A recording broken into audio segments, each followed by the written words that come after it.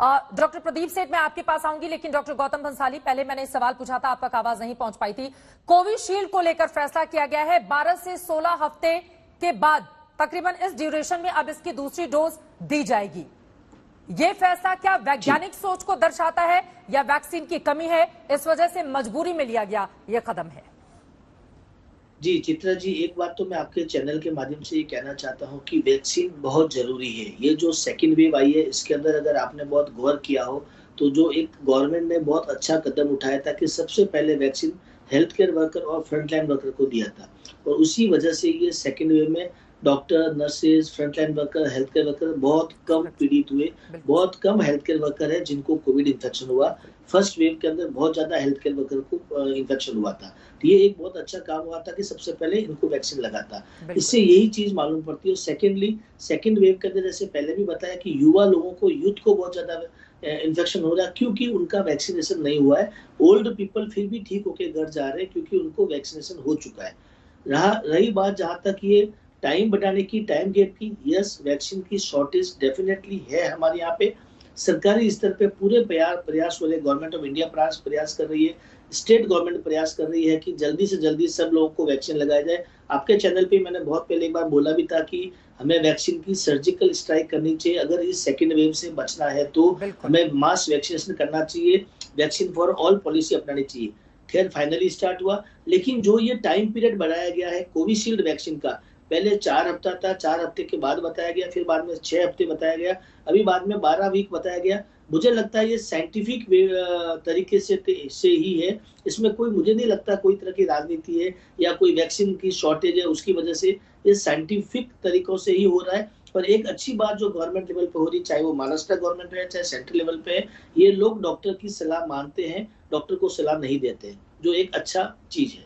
ये महत्वपूर्ण बात आपकी ओर से कही गई है, और डॉक्टर की सलाह ही माननी चाहिए, बजाय इसके कि हम अपनी किसी भी तरह की बात डॉक्टर्स के ऊपर या अपने वैज्ञानिकों के ऊपर थोपे। डॉक्टर प्रदीप सेठ, क्या आपको भी यही लग रहा है?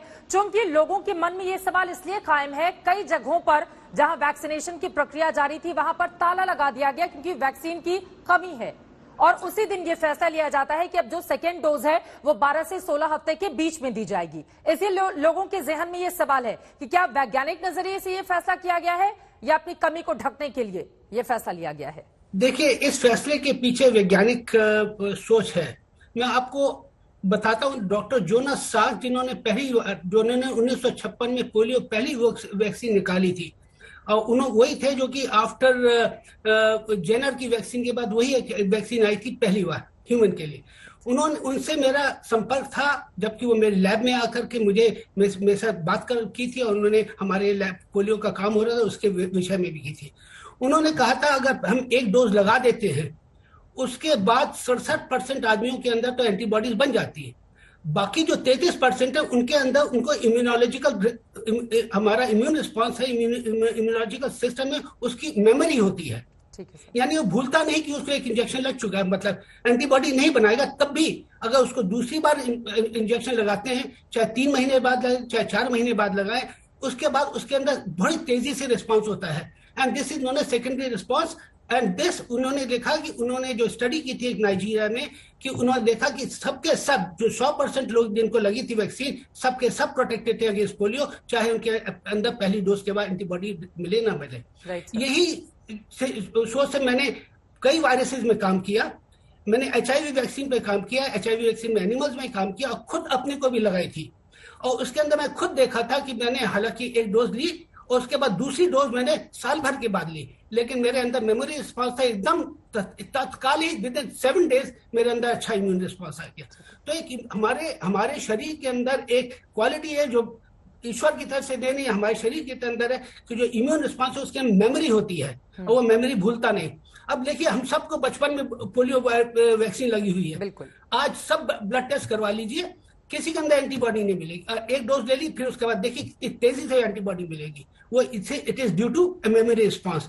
सेम थिंग मैंने अपने ऊपर स्मॉल पॉक्स वैक्सीन लगाकर भी देखा था। बचपन में स्मॉल पॉक्स वैक्सीन लगी, फिर मैंने 1996 में मैं जो यूएसए में, तब मैंने अपने में स्मॉल पॉक्स वैक्सीन लगाई, तब मेरे पास एकदम बहुत तेजी से इम्यून रिस्पॉन्स मिला।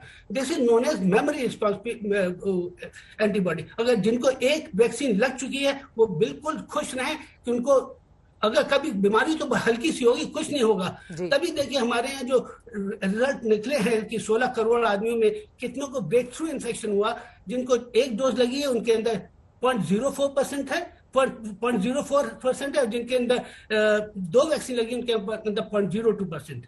ये देखिए एक वैक्सीन लग जाए जिनको, वो बिल्कुल ठीक रहेंगे, मास्क वास्क पहन के घूमिए, आपको कोई सीवियर डिजीज नहीं होगी। ज्यादा होगा तो थोड़ा सा जुकाम हो जाएगा, मास्क लगाएंगे उससे भी बच जाएंगे।